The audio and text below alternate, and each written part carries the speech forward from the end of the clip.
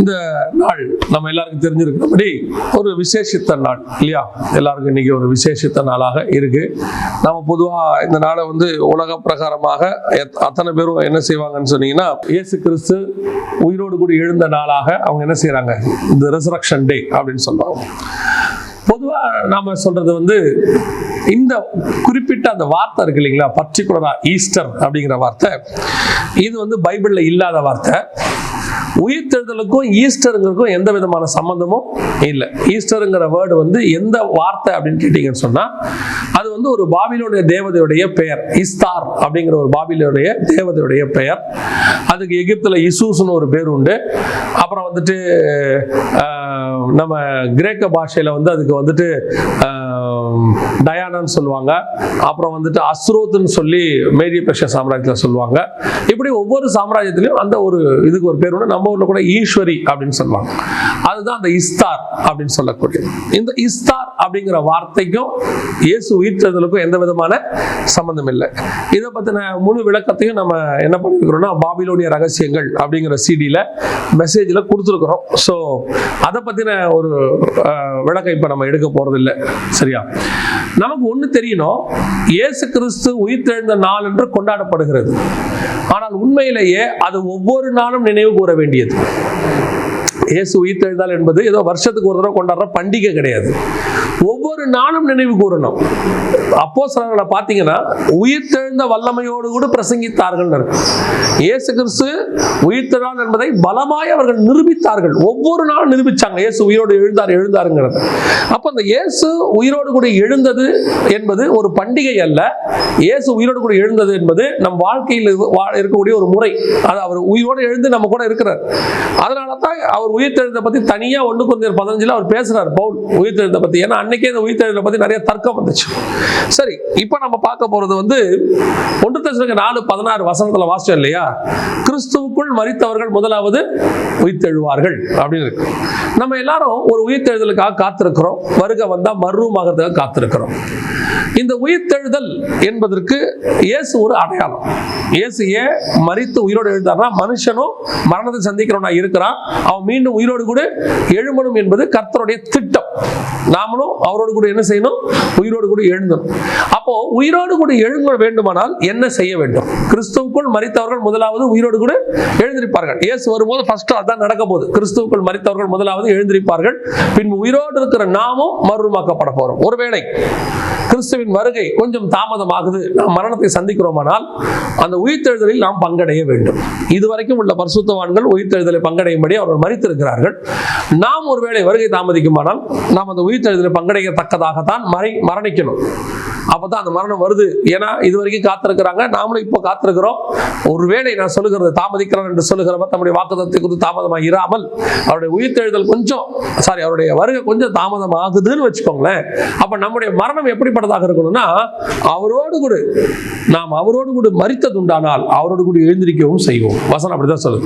அப்ப இந்த உயிர்த்தெழுதல் நான் பங்கடையணும், அந்த உயிர்த்தெழுதல்ல நான் இருக்கணும். உயிர்த்தெழுதல் என்பது என்ன, நான் எப்படி அதுல பங்கடையணும், நான் என்ன செய்யணும் அப்படிங்கறத நாம இன்னைக்கு பார்க்க போகிறோம். இயேசு கிறிஸ்து தான் நமக்கு மாடல். பாருங்களேன், எல்லாவற்றுக்கும் நமக்கு மாடல் யாரு? இயேசு கிறிஸ்து தான். சோ நாம அவரை ஃபாலோ பண்ணத்தான் சரி வரும். நமக்கு மாடலாக இயேசு கிறிஸ்து உயிர்த்தெழுதல் எப்படி உயிர்த்தெழணுங்கிறதுக்கு ஒரு மாடல் வச்சுட்டு போயிருக்கிறார். இப்ப எங்க வச்சிருக்கிறாருன்னு கேட்டீங்கன்னு சொன்னா, மத்தேயு எழுதின சுவிசேஷம் 17ஆம் அதிகாரம் 22, 23. அதுக்கு முன்னாடி லூக்கா 24:7 வாசிங்க பாப்போம். லூக்கா 24:7 வாசிங்க. லூக்கா எழுதின சுவிசேஷம் 24ஆம் அதிகாரம் 7வது வசனத்தை வாசிங்க. மனுஷகுமாரன் பாவிகளான மனுஷருடைய கையில் ஒப்பு கொடுக்கப்படவும் சிலுவையில் அறையப்படவும் 3ஆம் நாளில் எழுந்திருக்கவும் வேண்டும் என்பதாக. நல்ல கவனிங்க. இப்ப இயேசு கிறிஸ்துவின் உயிர்த்தெழுதல்ல பங்கடையணும்னா முதல்ல இயேசு மனுஷர்கள் கையில் ஒப்படைக்கப்பட்டு சிலுவையில் அறையப்பட்டு சாகணும். நம்ம எல்லாருக்கும் தெரிந்திருக்கிறபடி உயிர்த்தெழுதலில் நாம் பங்கடைய வேண்டுமானால் முதலில் நாம் மரித்திருக்க வேண்டும். மரித்தவர்கள் தான் என்ன செய்ய முடியும்? உயிர்த்தெழுதல்ல பங்கடைய முடியும். இப்ப நம்ம என்ன பார்க்கிறோம்? செத்து மரித்த பிறகு உயிர்த்தெழுதல்ல பங்கடைகிறது ஒண்ணு, உயிரோடு இருக்கும் போது மறுரூபமாகிறது ஒண்ணு. இந்த மறுரூபமாகறதுக்கும் இந்த ஸ்டெப் ரொம்ப முக்கியம். உயிர்த்தெழுதலுக்கு மட்டும் இல்ல, மறுரூபமாகறதுக்கும் இந்த ஸ்டெப் ரொம்ப முக்கியம். இப்படி நான் உயிர்த்தெழுதலில் பங்கடையணும், மறுரூபமாகறதுக்கு நான் பங்கடையணும்னு சொன்னா எனக்கு ஒரு 3 காரியங்கள் செய்ய வேண்டியிருக்கு. நாம் இந்த 3 காரியங்களை செய்தால் நிச்சயமாகவே நாம் உயிர்த்தெழுதலில் மறுரூபமாகவோம் அல்லது உயிர்த்தெழுதலில் நாம் பங்கடைவோம். நம்ம எல்லாம் வருகை தானே காத்திருக்கிறோம். ஆமா தானே? ஆமா, வருகை காத்திருக்கிறோம். எப்படி இருந்தாலும் இயேசு வரப்போறாரு. அது அதிகப்படியா நிச்சயம் கண் கூட தெரிய ஆரம்பிச்சிருச்சு. அப்ப அந்த வருகையில பிரவேசிக்கிறதுக்கும் சரி, உயிர்த்தெழுதல பங்கடைக்கிறதுக்கும் சரி, நான் இதான் ஃபார்முலா. இதுதான் நம்ம இப்ப பார்க்க போறோம். என்ன செய்யணும் அப்படின்னா, முதலில் இயேசு கிறிஸ்து மரணத்தை ஏற்றுக்கொள்வது அவசியமாயிருக்கிறது. முதலில் அவர் மாம்சத்தில் என்ன செய்யணும்? சாக வேண்டியது அவசியம். அவர் மரித்தாதான் உயிரோடு கூட எழுந்திருக்க முடியும். மரிக்காதவர்கள் உயிரோடு கூட எழுந்திருக்க முடியாது. இப்ப மர்மமாகணும்னா ஆவிக்குரிய விதத்துல ஒரு மரணம் ஒண்ணு வரணும். ஆவிக்குரிய மரணம் இல்ல, ஆவிக்குரிய விதத்தில் ஒரு மரணம் வரணும். என்ன மரணம் வரணும் அப்படின்னா, இயேசு கிறிஸ்து தன் சரீரம் சாவதற்காக பிதா அவர் என்ன செஞ்சாரா, மனுஷர் கையில ஒப்படைச்சாராம். அவங்க தான் அவரை அடிச்சு என்ன பண்ணாங்க? சாகடிச்சாங்க. அப்படி செத்த இயேசுதான் உயிரோடு கூட எழுந்தார். அப்படி நாமும் உயிரோடு கூட எழுந்திருக்கணும்னா முதலில் நம்முடைய மாம்சம் என்ன ஆக வேண்டி இருக்குது? சாக வேண்டி இருக்கிறது. இந்த மாம்சம் செத்தால் தான் நான் உயிரோடு கூட எழுந்திருக்க முடியும். இப்ப என் மாம்சத்தை நானே சாவடிச்சா அதுக்கு பேர் என்னது?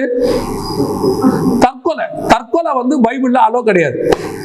தற்கொலை பைபிள்ல அலோடு இல்லை. அப்போ நாம யார் கையிலாவது கொடுத்து கொல்லப்பட வேண்டி இருக்கிறது. நான் சொல்றது புரியுதா? நாம் கொல்லப்பட வேண்டியிருக்கு. அதனாலதான் நம்ம மாம்சத்தை சாகடிக்கிறதுக்கு என்ன பண்றாராம் பிதா, மனுஷர் கையில ஒப்படைச்சாராம் இயேசுவை. இயேசு தன்னை தானே ஒப்பு கொடுத்தார். அந்த மனுஷர்களை வந்து பிடிக்கும் போது தன்னை ஒப்பு கொடுத்தார். பவுலும் சொல்றாரு, என்னை நானே சிலுவையில் அறைந்திருக்கிறேன். ஆனா ஒப்பு கொடுத்தல். இப்ப பவுல் சிலுவையில் அறையணும்னா பவுல் போய் மேல ஏறி ஒரு கையில ஆடி அடிச்சுட்டு இன்னொரு கையில அடிக்க முடியுமா?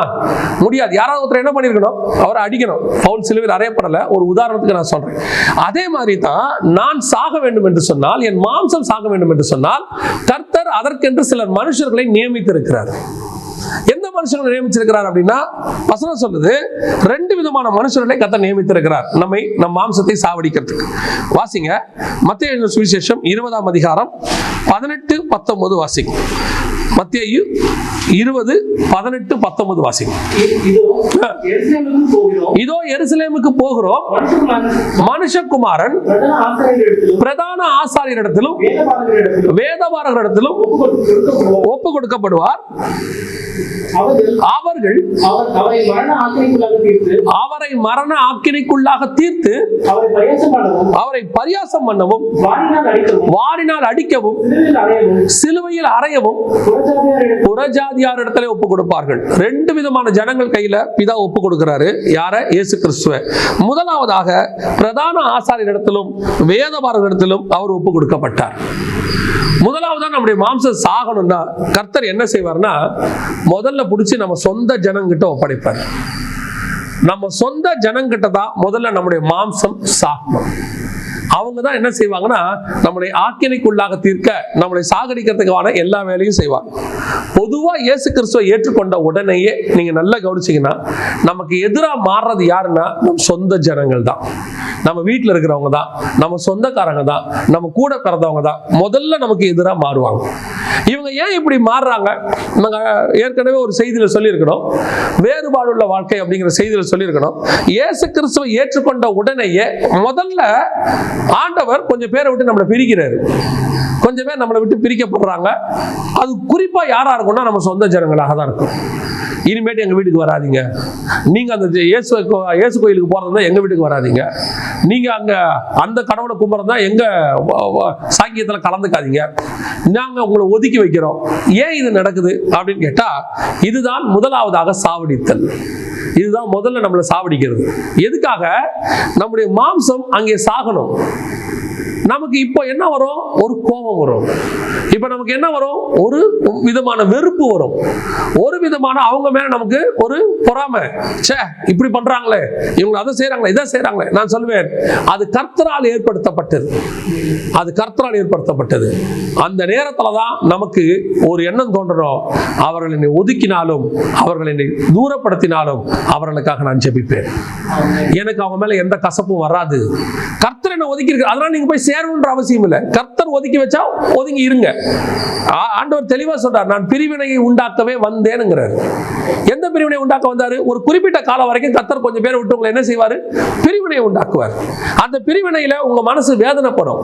நான் ஏற்கனவே சாட்சியம் சொல்லியிருக்கிறேன். நான் இயேசுவை ஏற்றுக்கொண்ட உடனே முதல்ல என்னை விட்டு பிரிஞ்சது என் ஃப்ரெண்ட்ஸ் தான். எல்லாரையும் ஒதுக்கிட்டார். எங்க வீட்டுக்கு யாரும் எங்ககிட்ட பேச மாட்டாங்க, தனித்து விடப்பட்டேன். காரணம், கர்த்தர் உண்டாக்குற அந்த பிரிவினை. இப்படி ஆண்டவர் உங்கள் மாம்சத்தை சாகடிக்கிறதுக்கு என்ன பண்ணுவாரு? கொஞ்சம் பேரை நியமிப்பார். அதுல குறிப்பா நம்ம வீட்டாரா இருப்பாங்க.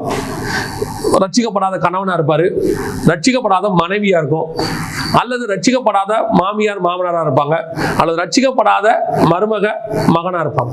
நீங்க ஏற்றுக்கொண்ட உடனே உங்களுக்கு எதிராக அவர்கள் திரும்புவார்கள்.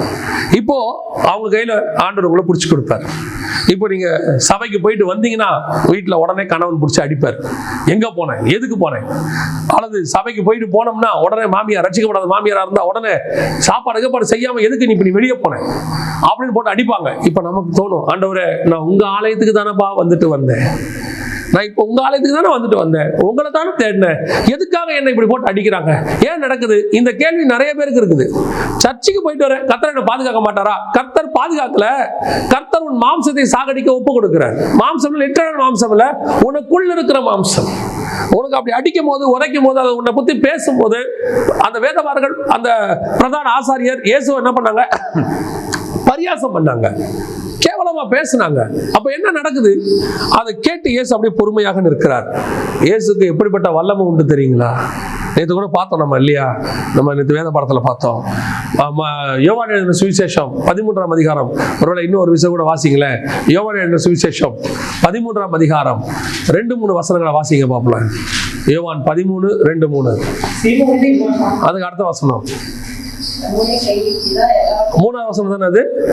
3ஆம் வசனம் 13:3 வாசிங்க. தம்முடைய கையில் பிதா எல்லாவற்றையும் ஒப்பு கொடுத்தார் என்பதையும், தாம் தேவனிடத்தில் வந்ததையும், நாம் தேவனிடத்துக்கு போவதையும் இயேசு அறிந்தார். அப்படின்னா பிதா சிலுவைக்கு போறதுக்கு முன்னாடி அந்த கம்யூனியன் எடுக்கிற அந்த ராத்திரியில இயேசு கையில எல்லாத்தையும் ஒப்பு கொடுத்துட்டார். வசனம் சொல்லுது, பிதா தனக்கு எல்லாவற்றையும். இப்ப இயேசு எப்படி இருக்கிறாரு? ஃபுல் பவர்ல இருக்கிறாரு. வானத்தில பூமியில எல்லா பவரும் அவர் கையில கொடுத்துச்சு. பிதா எல்லாத்தையும் ஒப்பு கொடுத்துட்டாரு. நீ என்ன வேணாலும் செய்ப்பா, மொத்த பவர். இந்த பவர் வாங்கின பிறகு இயேசு தன் மாம்சத்தை சாகடிக்க ஒப்பு கொடுத்தார். அதுதான் ரொம்ப முக்கியம். ஏன்? உயிர்த்தெழுதலில் பங்கடைய வேண்டுமானால் முதலில் நாம் சாக வேண்டியது அவசியமாக இருக்கிறது. அந்த சாவதற்கு ஆண்டவர் முதல்ல யார் கையில கொடுப்பார்னா சொந்த ஜனங்கிட்ட கொடுப்பாரு. நீ இப்ப நம்ம கையில எல்லாருக்கும் எல்லா அதிகாரமும் இருக்கும். என் நாமத்தினால பிசாசுகளை துரத்துவீர்கள், எல்லா அதிகாரமும் இருக்கு. நான் தான் எப்பவும் சொல்லுவேன், நம்ம கிட்ட அதிகாரம் இருக்கும் போது, நம்ம வாயில அதிகாரம் இருக்கும் போது, அந்த அதிகாரத்தை எதுக்கு யூஸ் பண்ணணும்? அடுத்தவர் வாழ்றதுக்கு யூஸ் பண்ண ஒழிய அடுத்தவர் சாகிறதுக்கு யூஸ் பண்ணக்கூடாது. இயேசு கிட்ட வந்து சீஷர்கள் கேட்கிறாங்க, அவர்கிட்ட எல்லா அதிகாரமும் இருக்கு. ஒரு கூட்டம் அவருக்கு எதிராக நிக்குது. உடனே சீஷர்கள் சொல்றாங்க, அக்கினியை இறக்கி அவர்களை என்ன செய்யுங்க? கொன்று போடுங்க, எலியா செஞ்ச மாதிரி செஞ்சிருங்க அப்படிங்கிறாங்க. இயேசு கேட்கிறாரு, நீங்கள் என்ன ஆவி உடையவர்கள் என்று அறியீர்களா? ஏன்?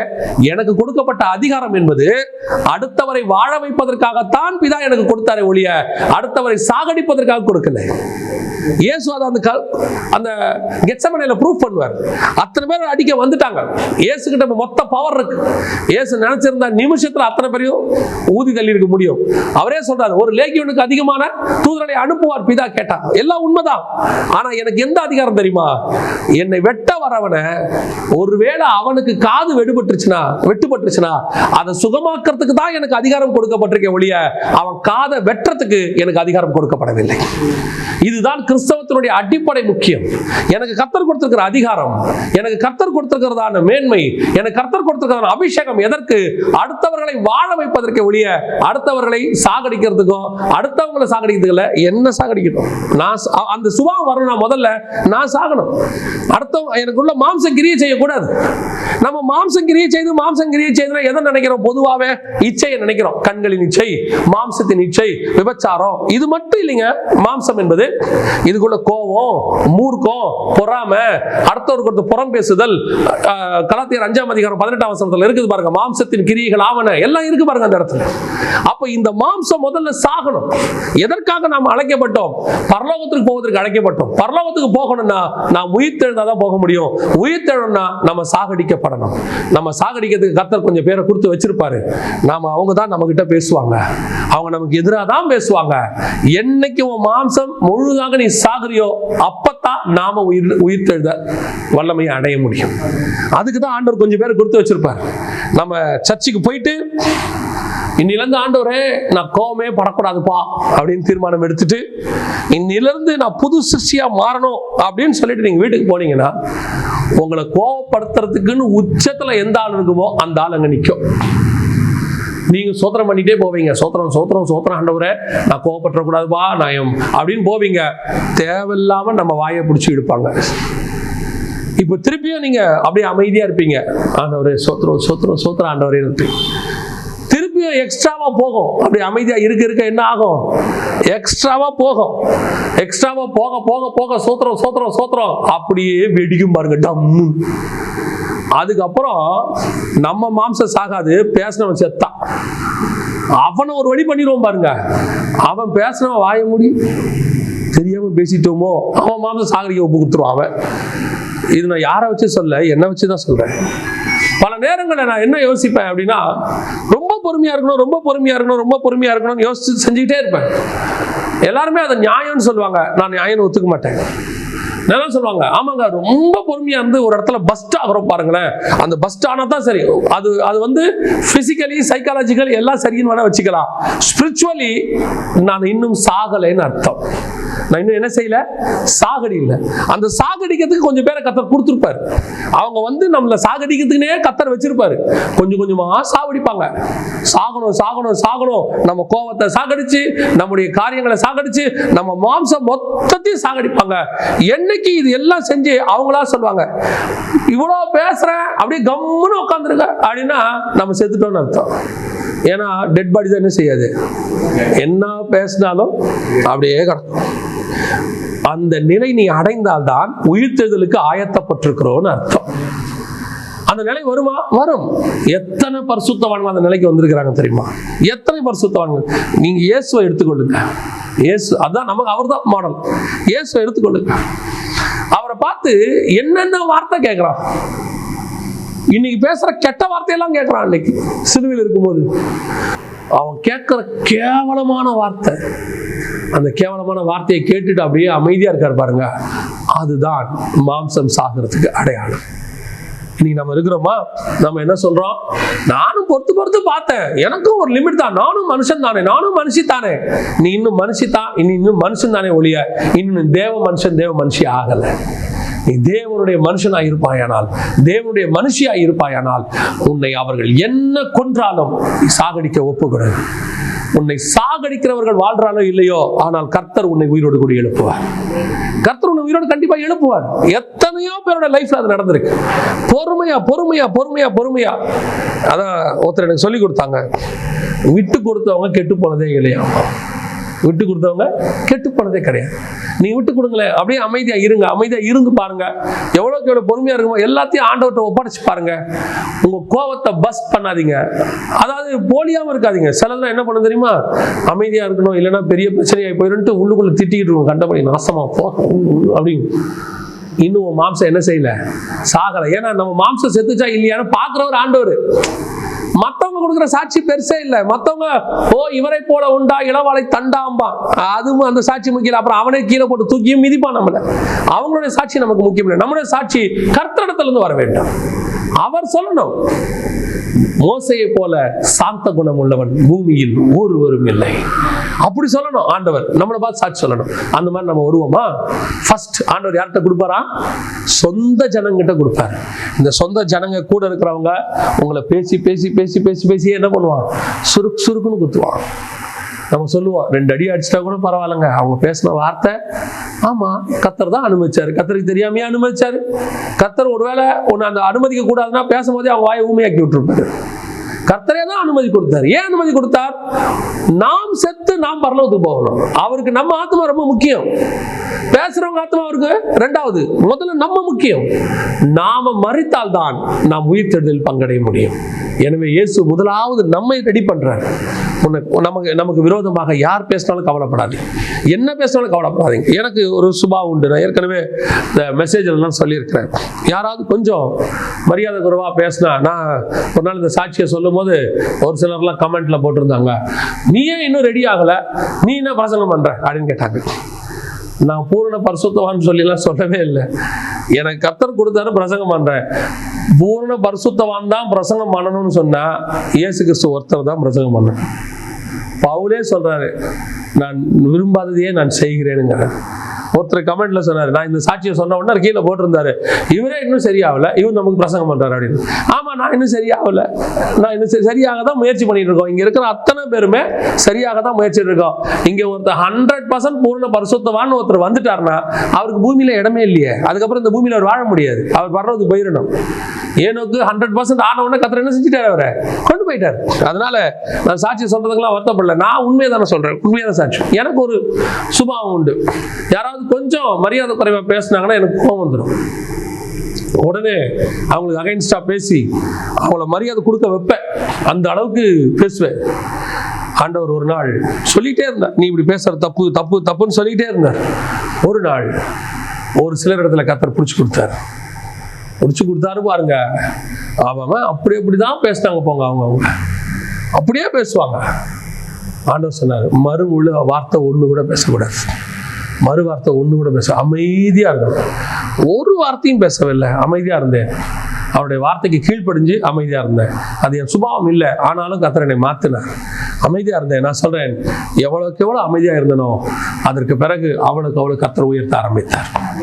நான் சொல்றேன், நம்முடைய மாம்சம் சாகடிக்க ஒப்பு கொடுக்கும் போது கர்த்தர் நம்மை உயர்த்துவதற்கு வல்லமையுள்ளவராக இருக்கிறார். யாராவது ஏடா கூடமெல்லாம் கமெண்ட்ஸ் போடுவாங்க, போட்ட உடனே அதுக்கு ரிப்ளையே பண்ண மாட்டேன். கேட்டுக்கிட்டே இருப்பாங்க, இப்படி அப்படி இப்படி, ரிப்ளையே பண்ண மாட்டேன். ரொம்ப அவங்க இருதயத்தை உடைக்கிற மாதிரி கமெண்ட்ஸ் பண்ணாங்கன்னா கமெண்ட்ஸ் ஆஃப் பண்ணி விட்டுருவேன். அவ்வளோதான். யூடியூப்ல கமெண்ட்ஸ் ஆஃப் பண்ணி விட்டுருவேன். ஏன்? அவங்க என்ன துக்கப்படுத்துறாங்க, அந்த துக்கத்துல இருந்து நான் என்ன விலகிக்கிறேன். அவ்வளவுதான். நான் அந்த கமெண்ட்ஸுக்கு பதிலாக யூடியூப்ல மெசேஜே போடுறது நிறுத்தினா அதே பேர் பாதிக்கப்படுவாங்க. அதுக்கு பதிலாக கமெண்ட்ஸ் ஆஃப் பண்ணி விட்டேன்னா என் அளவில் நான் சேஃப். எனக்கு மனசு துக்கம் இல்லை. அவ்வளவுதான். ஆனா செய்தி கொடுக்கறது கொடுக்கணும்.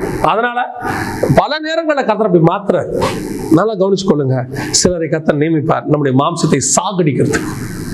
முதலாவதாக, இப்படி நம்ம சாகல, அடுத்து யார் கையில ஒப்படைக்கப்படுவார் அப்படின்னு கேட்டா, இயேசு இப்போ அண்ணா அடிக்கிற அந்த பிரதான ஆசிரியர்கள் அரைஞ்சு அவரை குட்டுறாங்க, குட்டி அப்புறமா அவரை கேவலமா பேசி இப்ப யார் கையில ஒப்படைக்கிறாங்களா? புறஜாதியார் இடத்துல ஒப்படைப்பார்கள். அப்படிதான் சொல்லுது 19ஆம் வசனம். அப்படிதான் சொல்லுது. மத்தேயு 20:19 சொல்லுது. அவரை கொண்டு போய் என்ன செய்வாங்களா? அவரை புறஜாதியார் இடத்துல ஒப்படைப்பாங்க. இது இரண்டாவது ஸ்டேஜ். முதலாவது, கர்த்தர் சொல்லும் போதே நம்ம திருந்தவில்லை என்றால், கர்த்தர் சொல்லும் போதே நம்ம கேட்கலாம் அடுத்து என்ன நடக்கும் அப்படிங்கிறதுக்கு இயேசு ஒரு மாடல் நமக்கு சொல்றார். மாம்சம் சாகவில்லை என்றால் அடுத்து யார் கையில ஒப்படைப்படுவாங்க? புறஜாதியார் இடத்துல. இந்த நம்ம சொந்த ஜனங்க இருக்கிறாங்களே, அவங்க எவ்வளவுதான் நம்மளை தண்டிச்சாலும் ஒரு லிமிட் தான் தண்டிப்பாங்க. அவ்வளவுதான் ஆண்டவர் பர்மிஷன் கொடுத்திருக்கிறாரு. ஆனா ரெண்டாவது லெவல் இருக்கு பாருங்க, நம்மளை கொண்டு போய் யார்கிட்ட ஒப்படைப்பாரு? புறஜாதியார் இடத்துல. நமக்கு கண்ணு முன்னு தெரியாதவங்க, முன்ன பின்ன தெரியாதவங்க எல்லாரும் போட்டு சாவடிப்பாங்க, அடிப்பாங்க, உதைப்பாங்க, வாரினால் அடிப்பாங்க. ஏசு அப்படிதான் சொல்லியிருக்கு. இதுதான் செகண்ட் ஸ்டேஜ். இது ஏன் நடக்குது? முதல்ல சர்ச்சில் நமக்கு விரோதமா எழும்புவாங்க, வீட்டில் விரோதமா எழும்புவாங்க. இதெல்லாம் நம்ம சொந்த ஜனங்க, இது நடக்கும்.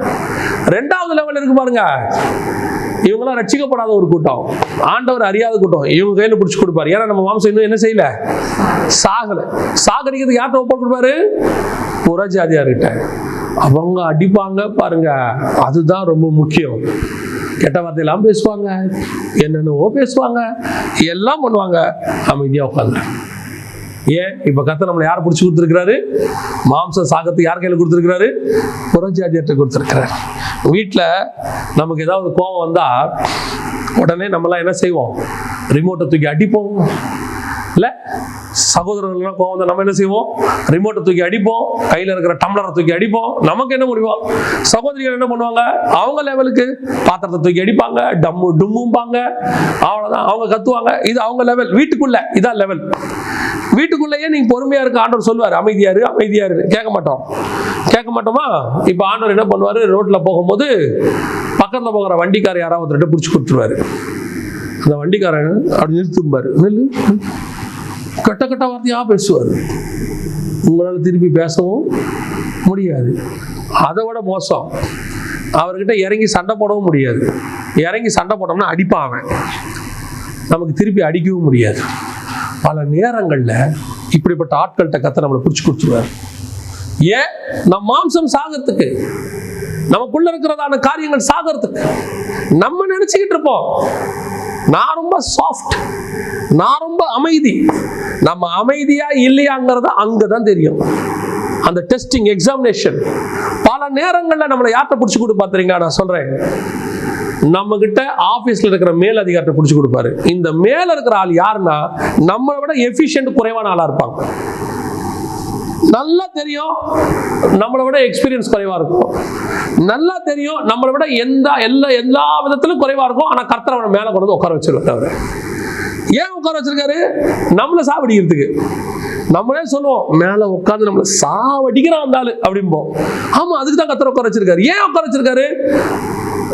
வேலையில கர்த்தர் நம்மளை உயர்த்துவதுன்றது ஒரு பெரிய விஷயமே இல்லை. யோசேப்பை ஒரே நாள் ராத்திரியில பிரதமராக்கி மேல உட்கார வச்சிருவாரு. நேபுகாத்நேச்சரை ஒரே நாள் ராத்திரி புல்லுமைய வச்சிருவாரு. அவருக்கு ஒன் டேல செய்யறது ஒரு பெரிய விஷயம் இல்லை. அந்த ராத்திரியிலேயே ஒரு படி வார்கோதுமை ஒரு ரூபாய்க்கும் 3 படி வார்கோதுமை ஒரு பணத்துக்கு விற்கிறதுக்கு ஆண்டவர் வந்து களஞ்சியத்தை தெரிஞ்சு எல்லாத்தையும் ஆசீர்வதிச்சிருவாரு. இப்ப நம்ம 21 நாள் லாக்டவுன். இப்ப நம்ம என்ன சொல்றோம்? எல்லாரும் சொல்றாங்க படிப்படியாக சரியாகும், கொஞ்சம் கொஞ்சமா சரியாகும், 6 மாதம் பிடிக்கும், 8 மாதம் பிடிக்கும். நான் சொல்றேன், தேசம் மனம் திரும்பி கர்த்தரிடத்துல போனா ஒரே நாளில் தேசத்தை மாற்றி அமைப்பதற்கு கர்த்தர் வல்லமையுள்ள தேவனாய் இருக்கிறார். அது எங்கள் தேவனால் முடியும். தேசம் தேவனை நோக்கி பார்க்கணும், தேவ ஜனங்கள் தேவனை நோக்கி பார்க்கணும். God can do within a second. நான் சொல்ல ஒரு செகண்ட்ல கர்த்தர் செய்வார். தேவனால் கூடாத காரியம் ஒன்றுமே கிடையாது. நம்ம சொல்றோம்ல, விலைவாசி ஏறிடுச்சு, எல்லாம் முடிஞ்சிருச்சு, இன்னும் 15 நாள் இன்க்ரீஸ் ஆகுது, அவ்வளவுதான் நம்ம அவ்வளவுதாங்கிறோம்ல. நான் சொல்றேன், ஆண்டவரை நோக்கி தேவ ஜனங்கள் பாருங்க, அவங்க 15 நாள் நியமிக்கிட்டோம், ஒரே நாளில் களஞ்சியத்தை மாற்றி அமைப்பதற்கு கர்த்தர் வல்லமையுள்ளவராய் இருக்கிறார்.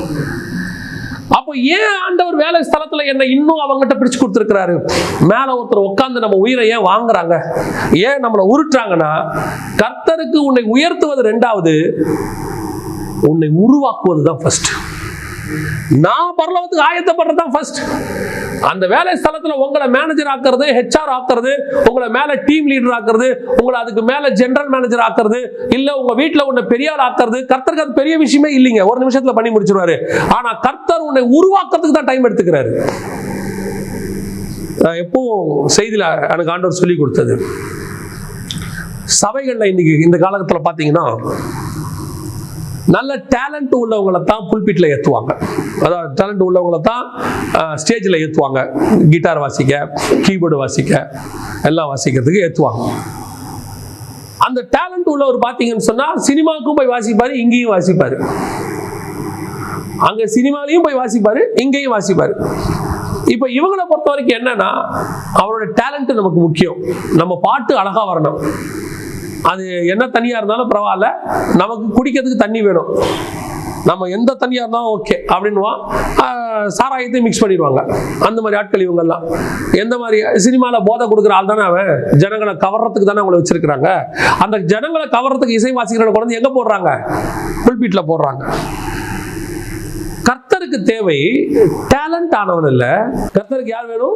தாழ்மையானவன் வேணும், அடங்கி நடக்கிற வேணும். அடங்கி நடக்கிறவரை கர்த்தர் தனக்குரியவரை மாத்துறதுக்கு ரொம்ப ஈஸி. டேலண்டா மாத்துறது ரொம்ப ஈஸி. அடங்கி இருக்கிறவரை, கர்த்தருடைய பலத்த கருத்துக்குள் அடங்கி இருக்கிறவரை உயர்த்துவது கர்த்தருக்கு ஈஸி. ஆனா நல்ல டேலண்ட் ஆனவனை ஒபீடியண்டா மாத்துறது தான் கஷ்டம். அடிக்கணும், உதைக்கணும், எல்லாம் செய்யணும். ஆண்டவர் எதை எதிர்பார்க்கிறாரு? எனக்கு இருதயத்துக்கு ஏற்றவனா இரு, உன்னை நான் ராஜாவை மாத்திடுவேன். ஆனா அவன் ராஜாவை உட்கார்ந்திருக்க நேபுகாத்நேச்சாரை தாழ்மை உள்ளவனை மாத்துறதுக்கு 7 வருஷம் ஆகும். அதுதான் திருப்பியும் சொல்றேன், கர்த்தர் உன்னை உயர்த்துறதுக்கு ரொம்ப ஈஸி. ஆனா எதுக்காக இன்னும் உயர்த்தாம இருக்கிறார் தெரியுமா? நமக்குள்ள இருக்கிற ஏதோ ஒன்றை கர்த்தர் சாகடிக்க விரும்புகிறார், மாம்சத்தை சாகடிக்க விரும்புறார். அதனுடைய விளைவாத்தா இன்னும் கர்த்தர் நம்மளை உயர்த்தாம இருக்கிறார். எதுல நான் இன்னும் இருக்கிற ஆண்டவரே, இன்னும் எந்த இடத்துல நான் விழ வேண்டி இருக்குது? அவ்வளோ பெரிய கோலியாத்தை வீழ்த்தணும். அந்த இஸ்ரவேலியே, சமஸ்த இஸ்ரவேலியே உயரமான ராஜா தான் சவுல். அந்த ராஜாவே பயந்துட்டாரு, ஏன்னா கோலியாத்தை அவரை விட உயரம். இப்ப இவரை ஜெயிக்கிறதுக்கு தாவீது போறாரு. தாவீது இருக்கிறதுலயே கோலியாத்து சவுலை பார்த்தா அதை விட இவர் ஒண்ணும் இல்லை, சின்ன ஆள் தான், ஆள் சொட்டா, அவ்வளவுதான். இப்ப இவர் போய் நிக்கிறார். தாவீது கையில ஒரு நெருக்கு என்ன இருக்குது? கூழாங்கல் இருக்குது. அந்த வசனம் அழகா இருக்கு, கூழாங்கல். ஏன் கூழாங்கல்? கல் இல்லாம கூழாங்கல். கூழாங்கலுக்கு மட்டும்தாங்க கார்னரே இருக்காது, எந்த ஒரு கார்னருமே இருக்காது, ஷார்ப்பான கார்னர்ஸ் அதுக்கு இருக்காது. கர்த்தர் கோலியாத்தை வீழ்த்துவதற்கு உன்னை பயன்படுத்த வேண்டுமானால் நாம் கூழாங்கல்லாய் மாறி இருக்கணும். நமக்குள்ள எந்த ஷார்ப் கார்னர்ஸ் இருக்காது, எல்லாம் உடைச்சி உடைச்சி உடைச்சி எல்லா பக்கமும் மழுங்கி போய் எந்த பக்கமும் யாரையும் காயப்படுத்துற கல்ல நான் இருக்கவே மாட்டேன், முழு கூழாங்கல்லாய் மாறி இருப்பேன். கூழாங்கல் எப்படி ஆகும்? மலையிலிருந்து உடைஞ்சு விழுந்து அந்த பக்கம் இடிஞ்சு இந்த பக்கம் இடிஞ்சு எல்லா கார்னர்ஸும் உடைஞ்சு உருண்டு வந்து அது தண்ணியில அடிச்சு கொண்டு வந்து எல்லா கார்னர்ஸும் உடைக்கப்பட்டு இப்ப அது எப்படி இருக்குது? கூழாங்கல். நான் இப்ப எப்படிப்பட்டவனா இருக்கிறேன்? யாரையும் காயப்படுத்துவதற்கு என்கிட்ட ஒன்றும் இல்லை.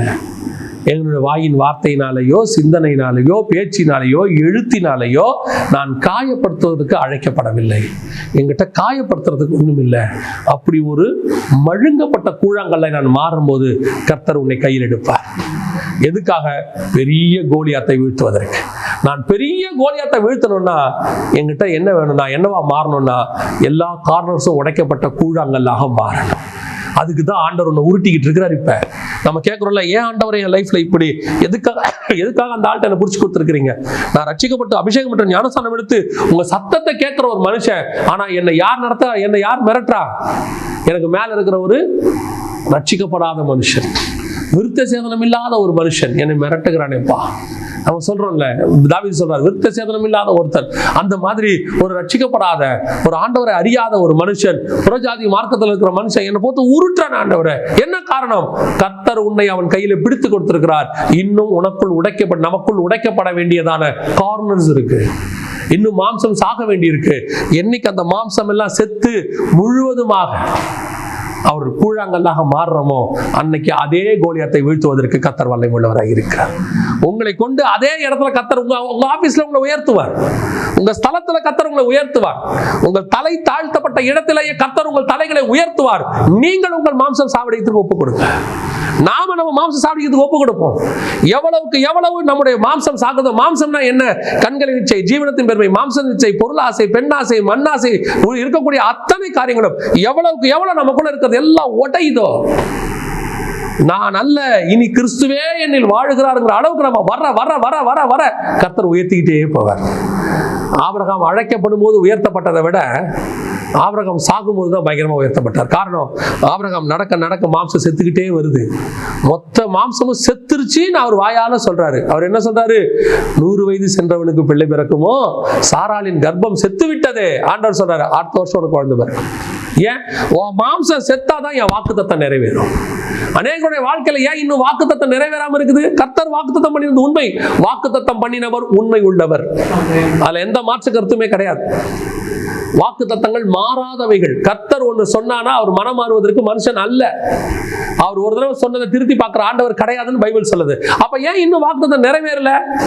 உங்க மாம்சம் என்னைக்கு சாகுதோ அன்னைக்கு ஆண்டவர் சொல்லுவாரு, உன் வாக்குத்தத்தம் நிறைவேறும். அடுத்த உற்பவ காலத்தில் உனக்கு ஒரு குழந்தை குமாரனை கர்த்தர் தருவார்.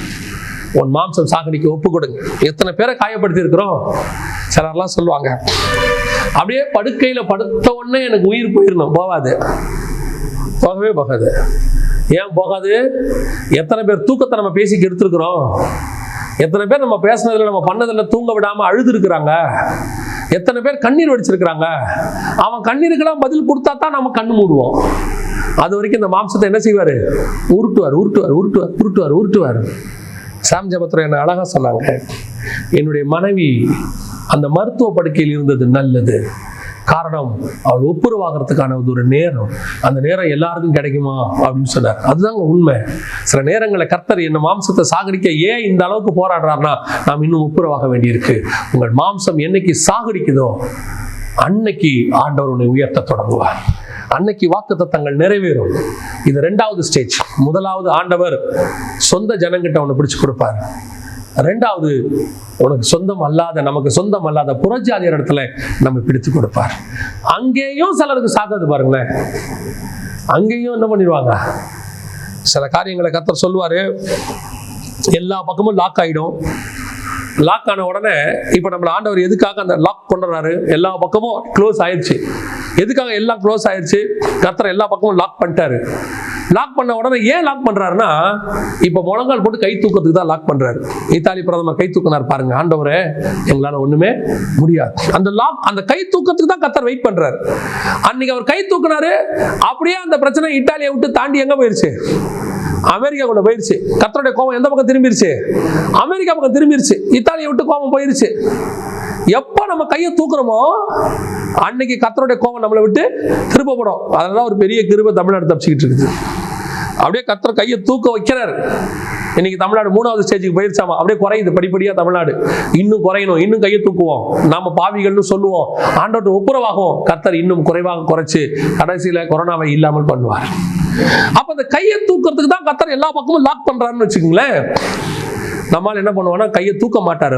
அவர் என்ன பண்ணுவார்னா, ஒரு சிலர்லாம் எனக்கு எம்எல்ஏவை தெரியும், எனக்கு எம்பியை தெரியும், எனக்கு டிஎஸ்பியை தெரியும், அவரை பிடிச்சி இவரை பிடிச்சி இந்த பிரச்சனை எப்படி சால்வ் பண்றேன்னு மட்டும் பாருங்க. கர்த்தர் பாபார், அப்படியா? அப்ப நீ புறஜாதியத்தை பிடிச்சி கொடுத்தும் சரியாக மாட்டியா? புறஜாதியத்தை கொடுத்தும் நீங்க சரியாக மாட்டீங்களா?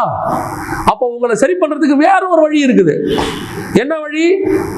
இப்போ சொந்த ஜனங்கிட்ட கொடுத்தாரு, மாம்சம் சாகல. இப்போ புறஜாதியார்ட்ட கொடுத்தாரு, புறஜாதியாரை சந்திக்கிறதுக்கு புறஜாதியார் மெத்தட் கையில் எடுத்துருவோம். எம்எல்ஏ பார்த்துருவோம், அவரை பார்த்துருவோம், இவரை பார்த்துருவோம். அதில் கொஞ்சம் பேருக்கு பெருமை வேற. எனக்கு ஆக்சுவலா இந்த ஏரியா எம்எல்ஏ பெஸ்ட் ஃப்ரெண்டு, எனக்கு இந்த வார்டு மெம்பர் பெஸ்ட் ஃப்ரெண்டு. உங்களுக்கு தெரியுமா, கர்த்தர் லாக் பண்ணார்னா அந்த நேரத்தில் யாருமே உதவி செய்ய முடியாத நிலைமைக்கு கொண்டு போய் லாக் பண்ணிடுவார். எல்லாரும் தெரியும், ஆனால் யாருமே எனக்கு உதவிக்கு வரல அப்படின்னு ஒரு லாக் பண்ற நிலைமை ஒன்று வரும். அது என்ன நிலைமை தெரியுமா? இப்போ இயேசு 2வது நிலைமையை தாண்டுறாரு.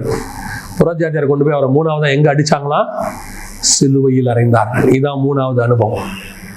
3rd ஸ்டேஜ், சிலுவையில் அனுபவம். இது என்ன அடையும்? 2 கையும் அடிச்சு 2 காலையும் அடிச்சு அசைய விடாதபடிக்கு பண்றது. 4 பக்கமும் நம்மள என்ன பண்ணிடுவாங்க? லாக் பண்ணி இங்க போக முடியாது, அங்க போக முடியாது. எல்லாம் இருப்பாங்க, எல்லா சீஷர்களும் கீழே இருப்பாங்க, ஒண்ணும் முடியாது. அத்தனை பேர் இருப்பாங்க. இப்ப காங்க, நான் இயேசு உதாரணத்துக்கு தான் சொல்றேன்.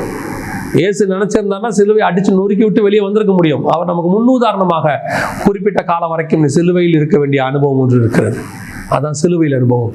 நம்ம மாம்சம் சொந்த ஜனங்கிட்ட சாகாவிட்டால், புறஜாதியார்டையும் சாகாவிட்டால், அடுத்து கொண்டு எங்க அடிக்க ஒப்பு கொடுப்பார் ஆண்டவர்? நம்மள சிலுவையில் அறைய ஒப்பு கொடுப்பார். சிலுவையில் அறைய ஒப்பு கொடுக்கிற தருணம் இருக்கு பாருங்க. இதுதான் நம்ம வாழ்க்கையுடைய பிளைண்டான பகுதி. அப்படியே கொண்டு வந்து போட்டுருவாங்க, எல்லாம் முடிச்சிடும். அவ்வளவுதான். இனி என்ன ஆகுமோ? கையும் அடிச்சாச்சு, காலையும் அடிச்சாச்சு, அவ்வளவுதான்ப்பா, எல்லாம் பினிஷ். இதுக்கு மேல பண்றதுக்கு ஒண்ணுமே இல்லை அப்படிங்கிற இடத்துக்கு நம்ம வந்துருவோம். இதுதான் உங்களை சாகடிக்கிற அனுபவம். சிலுவை உங்களை கண்டிப்பாய் சாகடிக்கும். கண்டிப்பா இந்த சிலுவையின் அனுபவத்துக்கு தான் 3வது லெவல் கொண்டு போவாரு. இந்த 3வது லெவலுக்கு நம்ம போகக்கூடாது. நம்மளே அந்த சிலுவை அனுபவத்துக்கு வந்துடணும். ஆண்டவரே, என் மாம்சத்தை நான் சாக ஒப்பு கொடுக்குறேன்பா, இனி எனக்கு அல்ல ஆண்டவரே. பவுல் அந்த முடிவை அவரே எடுத்துட்டாரு. அவர் என்ன சொல்றாரு? எல்லாவற்றையும் நஷ்டமும் குப்பையும் என்று விட்டேன். கொஞ்சம் பேர் சொல்லுவாங்க, எல்லாம் ஓகே தான், ஆனா அதுக்குன்னு எல்லாத்தையும் விட்டுட்டுலாம் நம்ம அப்படிலாம் செய்ய முடியாது. நாம கொஞ்சம் மனுஷர்கள் தானே, நம்மளுக்கும் அதெல்லாம் இருக்கும் தானே. கர்த்தர் நம்மளை முன்குறிச்சிருந்தாருன்னா, நித்திய ஜீவனுக்கு என்று கர்த்தர் நம்மளை செலக்ட் பண்ணி இருந்தார்னா, சிலுவையில் மரணிக்க வேண்டியது அவசியம். சிலுவையில் மரணம் அடையாம நித்திய ஜீவனை சுதந்திரிக்க முடியாது. ஒரு மனுஷன் கேட்கிறான் இயேசு கிட்ட, சிறு பிரயாணத்திலிருந்து நான் நியாயப்பிரமாணத்தை கை கொண்டாண்டவரை நித்திய ஜீவனை சுதந்திரிக்க என்ன பண்ணணும்? உடனே இயேசு சொல்றாரு, என்னை பின்பற்றி வா, சிலுவை எடுத்துக்கொண்டு என்னை பின்பற்றி வா. இவன் கேட்டது என்னது? அந்த மனுஷன் கேட்டது என்னது? அந்த வாலிபன் கேட்டது நித்திய ஜீவன். இவர் இவர் சிலுவை எடுத்துட்டு வர சொல்றாரு. சிலுவை எடுத்துட்டு போனா எங்க போறோம்? மரணத்துக்கு போறோம். ஏங்க நான் கேட்டது ஜீவன், நீங்க மரணத்துக்கு கூப்பிடுறீங்களே. ஆமாப்பா, உன் மாம்சம் மரிச்சாதான் நீ நித்திய ஜீவனை சுதந்திரிக்க முடியும். உன் மாம்சம் மரிக்காம நீ நித்திய ஜீவனை சுதந்திரிக்கவே முடியாது. இன்னைக்கு நிறைய பேருக்கு அது தெரிய மாட்டேங்குது. இன்னைக்கு மாம்சம், அதுவும் இன்னைக்கு கிறிஸ்தவத்தினுடைய பெரிய பிரச்சனை என்னன்னா, மாம்சத்தில் சுகித்திருப்பது, செழித்திருப்பது, மாம்சத்தில் ராஜாவை போல இருப்பதுதான் கிறிஸ்தவம் என்று சொல்கிறார்கள். சிலுவையில் அறையப்படுவதுதான் கிறிஸ்தவம். இயேசு கிறிஸ்து சிலுவையில் அறையப்பட்டார், அதுக்கப்புறம் சிலுவை கிடையாது, நம்மளாம் தேவையே இல்லைன்னு சொன்னா, சிலுவை சுமக்க வேண்டிய அவசியமே இல்லைன்னு சொன்னா, பவுல் ஏன் அந்த வார்த்தையை எழுதணும்? என்னை நான் சிலுவையில் அறைந்திருக்கிறேன். இயேசு தெளிவா சொல்றார், அவனவன் தன் தன் சிலுவையை எடுத்துக்கொண்டு என்னை பின்பற்றி வர கடவன். நான் எப்படி சாகிறேன்னு பாரு, அதே மாதிரி நீங்களும் சாகுங்க. நான் எப்படி உயிர்த்தெழுவேனோ அதே மாதிரி நீங்களும் உயிர்த்தெழுவீர்கள். இயேசு கிறிஸ்துவோடு கூட மரித்தது உண்டானால் அவரோடு கூட உயிர்த்தெழுதலும் உண்டு. என்னை சிலுவையில் அறைய ஒப்பு கொடுக்கணும், என் மாம்சம் சாகத்துக்கு ஒப்பு கொடுக்கணும். என் சிலுவையில் அறையப்படும் போது என்னுடைய கடைசி சொட்டு ரத்தம் வரைக்கும் ஆண்டவரே என்னை எல்லா பாவத்தையும் என்னை விட்டு வெளியேற்றுங்க. நீங்க விரும்புகிற ஒரு ஆவிக்குரிய வாழ்க்கை எனக்கு வரணும். என் ஆவி, ஆத்மா, சரீரத்துல, என் சிந்தனையில, பேச்சில, பார்வையில எல்லாத்தையும் நான் கிறிஸ்துவை வெளிப்படுத்தணும். அதான் பைபிள் சொல்லுது, இம்மைக்குரியது குறித்து நீங்கள் கவலைப்படுவீர்களானால், இம்மைக்குரியது குறித்து நீங்கள் பிரசங்கிப்பீர்களானால், நீங்கள் உயிர்த்தெழுந்த இயேசுவை மறுதலிக்கிறீர்கள்னு 1 கொரிந்தியர் 15 பவுல் சொல்றார். அப்படின்னா என்ன அர்த்தம்? உயிர்த்தெழுந்த இயேசுவை நாம பெற்றுக்கொள்ள வேண்டுமானால் இம்மைக்குரியது அல்ல, மேலானவைகளே நாடணும். அப்போ இம்மைக்குரியதை பத்தி நம்ம பேசாம இருக்கணும்னா, இம்மைக்குரியதுக்கு நாம செத்து இருக்கணும். அப்போதான் மேலானதுக்கு உயிர் தெழ முடியும். இம்மைக்குரியதுக்கு நான் செத்து இருக்கிறேன்னா, என் மாம்சம் செத்து இருக்குதா? நாம் என்ன சொல்றோம்? எல்லாம் ஓகேங்க, இந்த ஒண்ணு மட்டும்தான். இந்த ஒண்ணுக்காக தான் ஆண்டவர் சிலுவையில் அறைவார். இயேசுவை ஃபர்ஸ்டே அடிச்சு, முதுகுல 1 குறைய 40 அடிச்சு மொத்தம் டயர்டாகி, தலையில ஆணி இறக்கி, அதாவது முள்கிரீடத்தை இறக்கி, அதுவே பெரிய பெரிய ஆணி மாதிரி இருக்குமா, இறக்கி அடிச்சு காரி துப்பி அந்த தாடி மயிரை இழுத்து ஆல்மோஸ்ட் ஏத்து டெத் நிலைமைக்கு வந்துட்டாரு. இப்ப தூக்கி எங்க மாட்டுறாங்க? சிலுவையில. ஏன்? முற்றுமுடிய சாவதற்காக. சிலுவை என்பது என்ன? நம்முடைய மாம்சத்தை முற்றுமுடிய சாகடிக்கிற இடம். முற்றுமுடிய நம்முடைய மாம்சம் செத்தால் ஒழிய நீங்களும் நானும் உயிர்த்தெழுதலில் பங்கடைய முடியாது. உயிர்த்தெழுதலில் பங்கடைய வேணுமானா என்னுடைய மொத்த மாம்சத்தை நான் சாக ஒப்படைக்கிற ஆண்டவரே, இன்னும் எனக்குள்ள என்னென்ன இருக்கு ஆராய்ந்து பார்க்கணும். இன்னும் பார்க்கணும், இன்னும் எனக்குள்ள என்ன மாம்சம் ஒளிஞ்சுக்கிட்டு இருக்குது, இன்னும் எனக்குள்ள எந்த காரியம் ஒளிஞ்சுக்கிட்டு இருக்குது. இன்னும் அதான் வேதமே வெளிச்சம். அந்த வெளிச்சத்தை வச்சு நமக்குள்ள டார்ச் அடிச்சு பார்க்கணும். என்னுடைய இருளுக்குள்ள என்னென்னலாம் இருக்குது ஆண்டவரே, என் இருதயத்தின் ஆழத்தில் இன்னும் என்னென்ன இருக்குது, அது வெளிப்பட ஆண்டவரே, இதெல்லாம் என்னை விட்டு போகணும். ஒரு நாள் நான் முழுவதுமாக சிலுவையில் அறையப்பட ஒப்பு கொடுக்கிறேன். இப்போ புறஜாதியார்கிட்ட கொடுத்து, சொந்த ஜனங்கிட்ட கொடுத்தாரு, புறஜாதியார்கிட்டையும் கொடுத்தாரு. அடுத்து என்னை சிலுவையில் அறையப்படவும் என்ன செஞ்சுட்டாரு?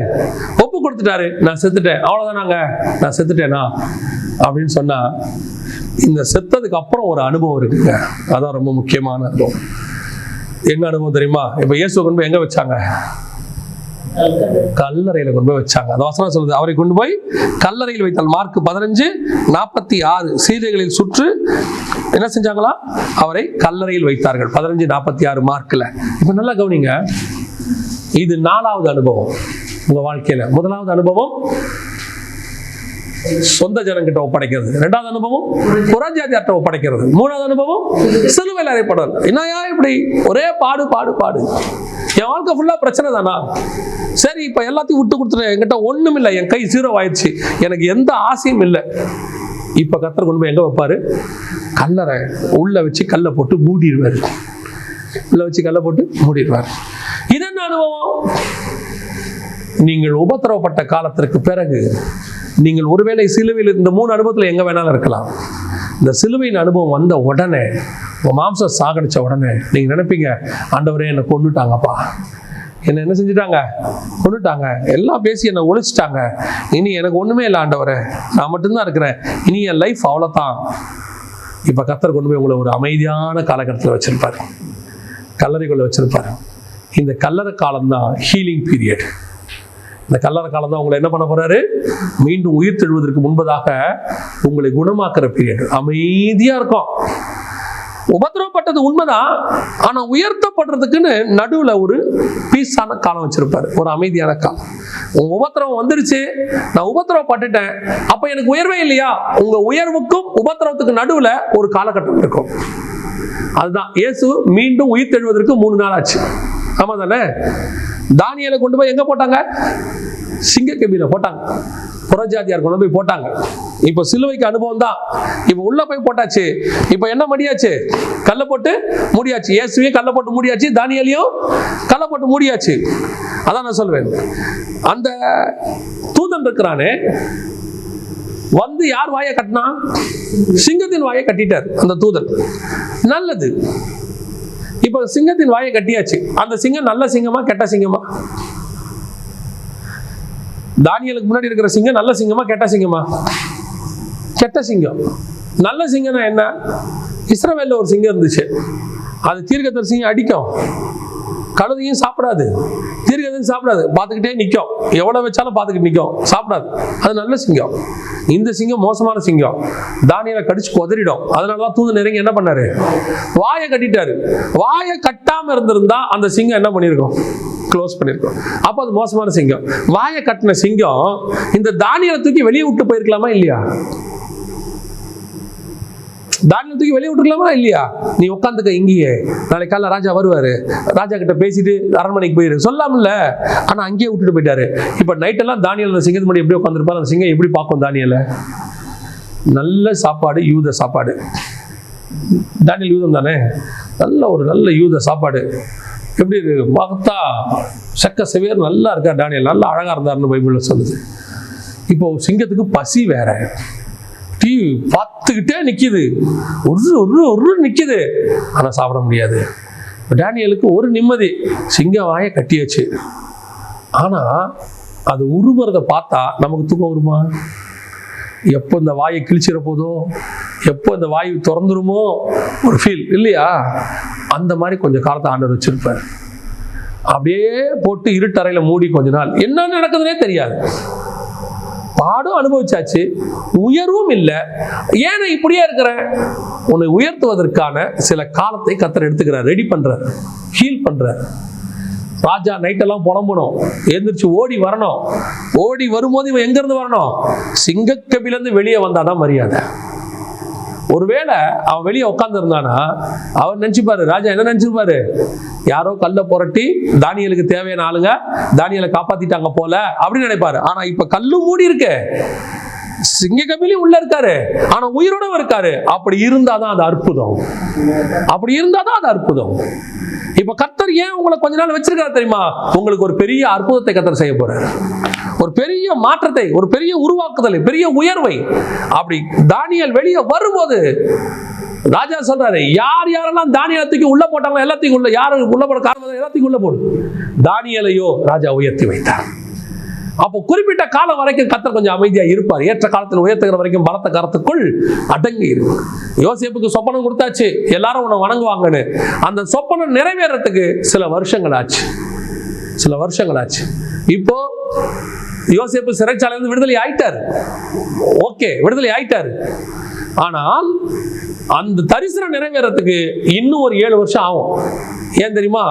அந்த 7 வருஷம் நல்ல விளைச்சல், எல்லாரும் விளையுது. அப்ப இஸ்ரவேலர்கள் வரமாட்டாங்க. அடுத்த 7 வருஷம் முடிஞ்ச பிறகு என்ன ஆரம்பிக்குது? பஞ்சம். அந்த பஞ்சம் ஆரம்பிக்கும் போதுதான் உனக்கு கொடுத்த வாக்கு தத்தம் நிறைவேறும்.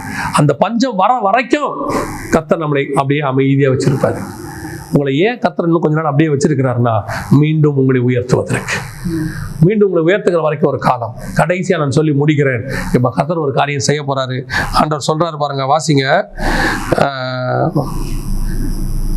மத்தேயு 28:4 வாசிங்க.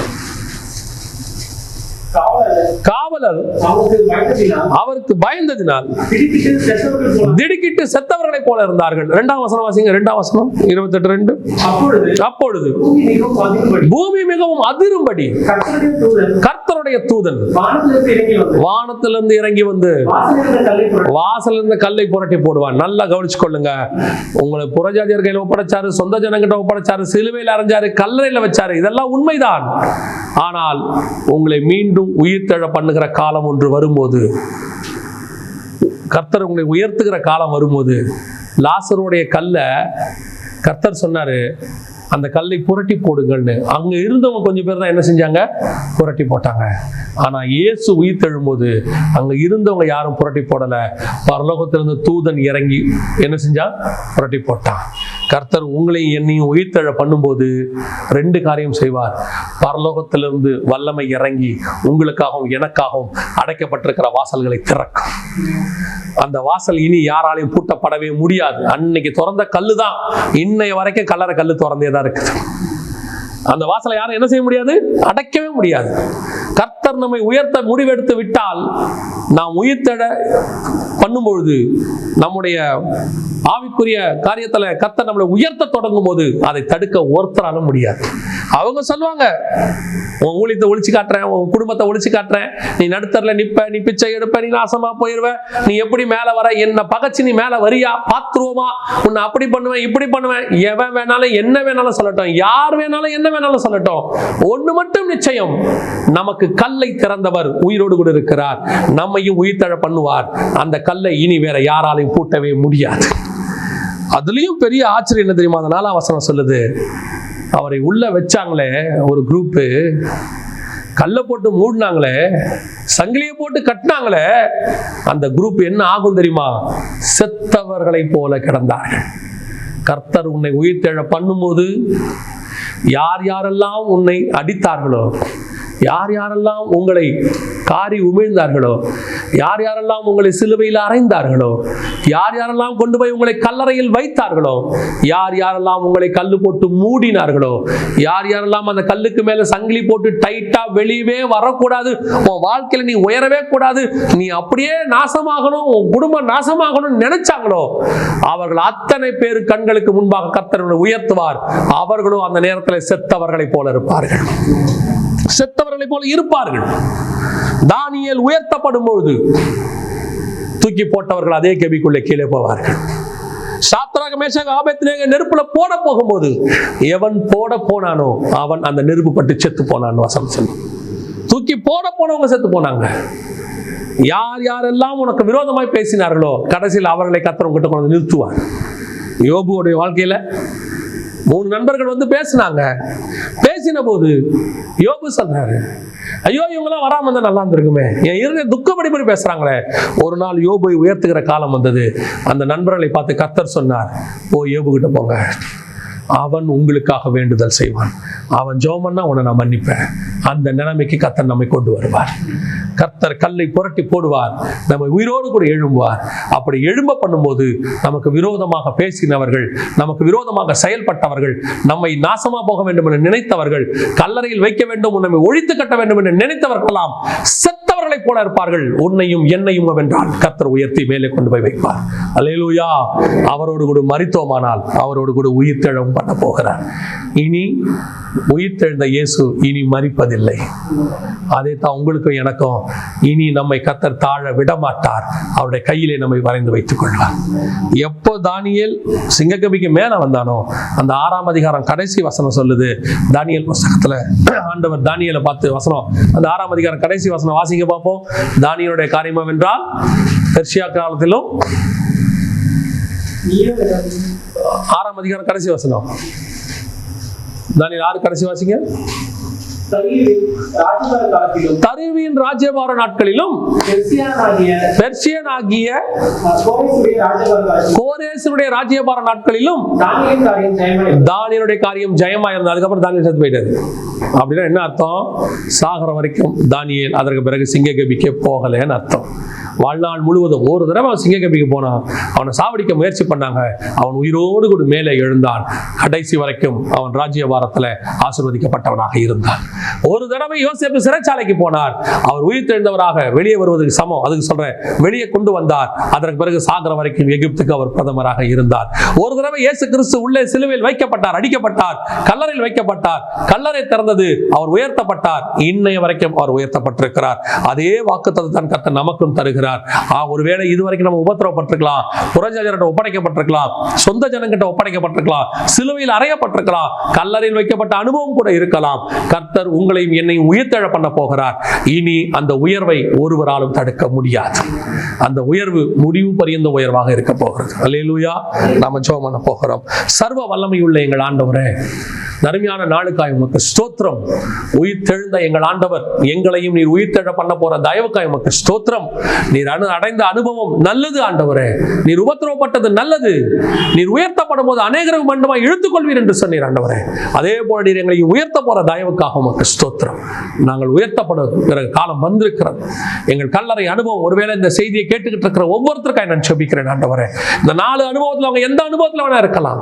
புறஜாதியார் இடத்துல பிடிக்கப்பட்டிருக்கலாம், சொந்த ஜனங்கள் கையில் ஒப்படைக்கப்பட்டிருக்கலாம், ஒருவேளை அவர்கள் சிலுவையின் அனுபவத்துக்குள்ளே கடந்து போய் கொண்டிருக்கலாம், ஒருவேளை கல்லறையின் அனுபவத்திலே அமைதியாக என் உயர்வு என்னைக்கு வரும்னு காத்துக்கிட்டு இருக்கிற காலம் இருக்கலாம். சீக்கிரம் வரப்போகிறது. ஒரு நாள் நீர் எங்களை உயர்த்த போகிறீர்.